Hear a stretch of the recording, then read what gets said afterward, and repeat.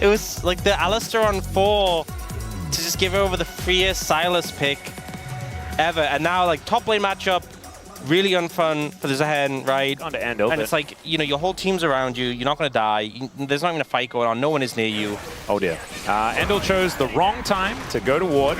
And there is a pulverize. Flash out of the way here for the cow.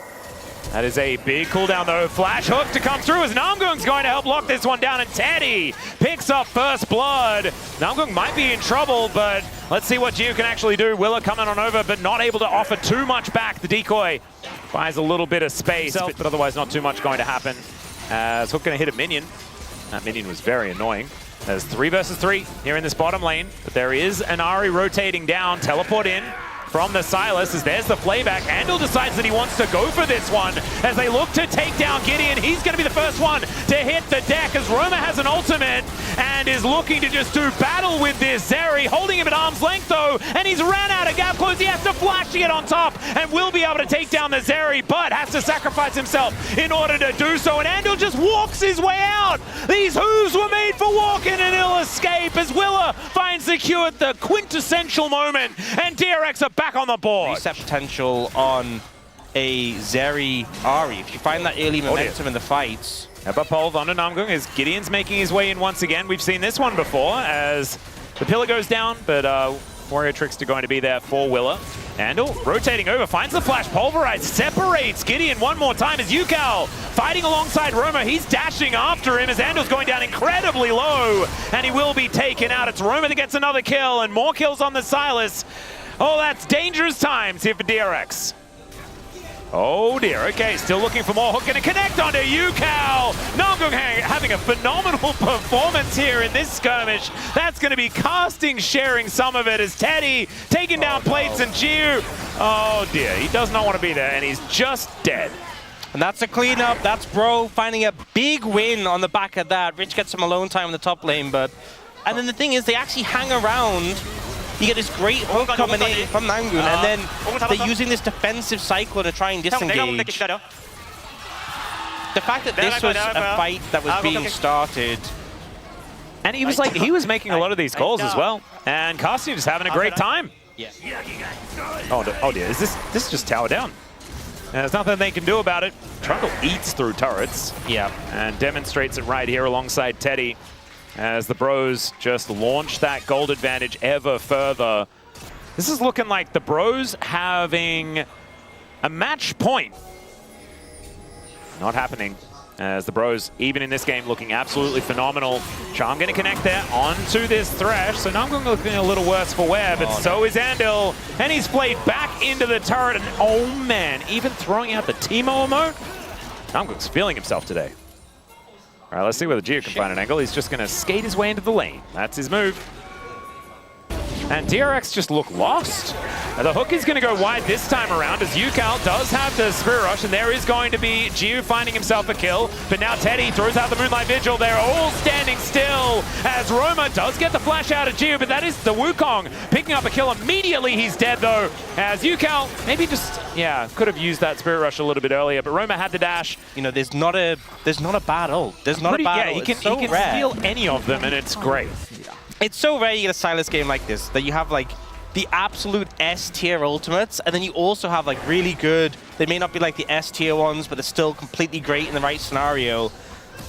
Yeah, Roma's just having a great old time. Yep, every time Hijack is off cooldown, he's very happy. He gets up close, there's no one to just shred it down, but, you know, Aphelios, if you get close to him, he'll just shred you. Yeah. If he's fed especially, you know, Zeri always has to respect him, and can't just have free reign in fights. Well, this is a hard game to play. Turret just taken out. The rest of DRX are going to show up, but the Bros are ready, and they just destroy Gio.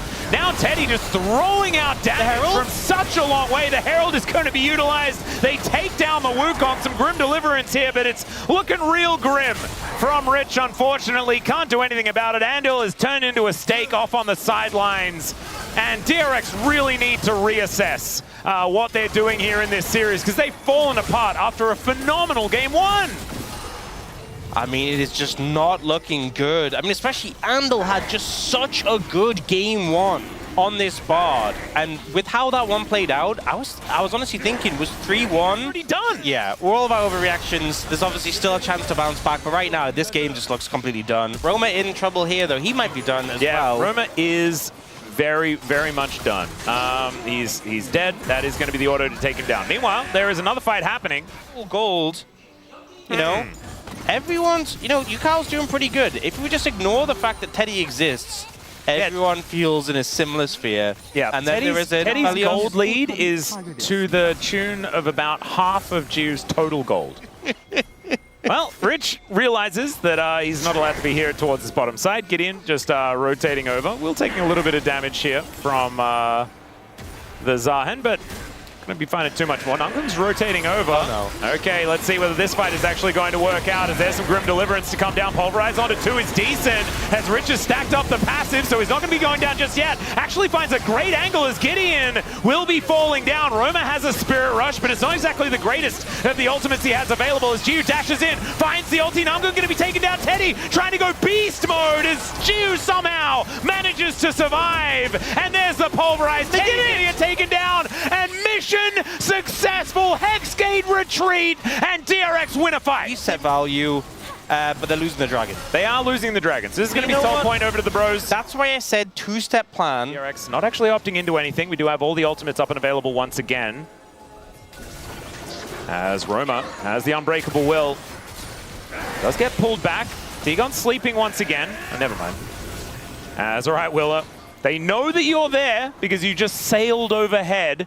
But this is going to be soul point territory. And Roma actually taking a lot of damage. Rich going to push him away. The lantern does come on through.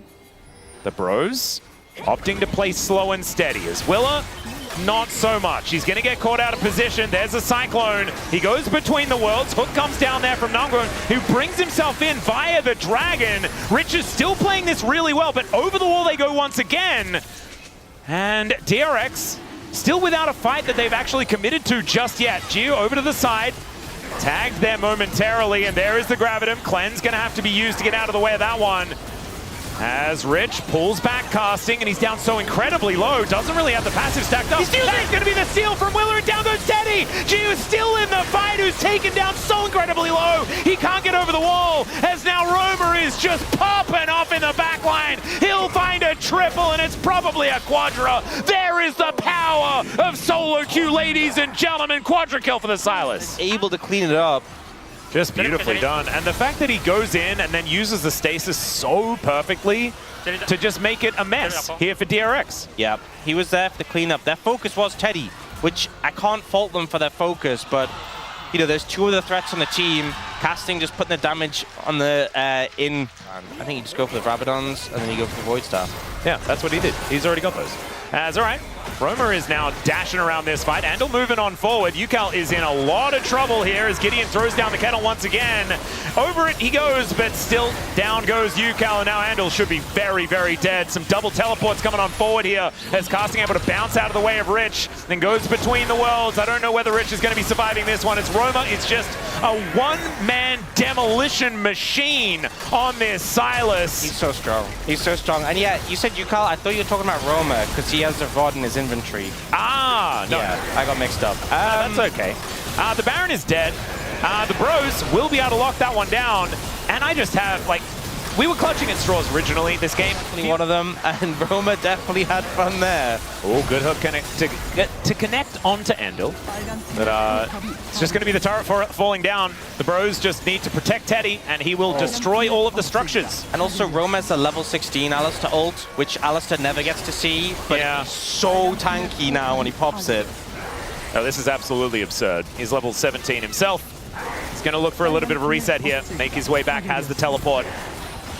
So there it is, death cap done for the Silas. He also has a Metroid with 20 stacks, I think. Yeah, I have a feeling that Roma might be a little bit scary. Goes underneath a couple of turrets, does get pulled back. There's a pulverize from Andal as they're still looking for Teddy. Good Cyclone to get some knockups here, and the AoE blender is decent. Hook going to go wide there as Yukel into the backline trying to get something done, but Roma is able to dance around the fight, and Teddy is still alive for such a long time.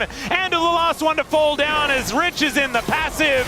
He will get a fair bit of his health bar back, but I think that one is going to be going down once again as they do kill Teddy, but that is all they'll find. Max range chains on Broma here as they'll take down the last Nexus turret, and the Nexus to fall. Bro with match point here in the first match of Super Week.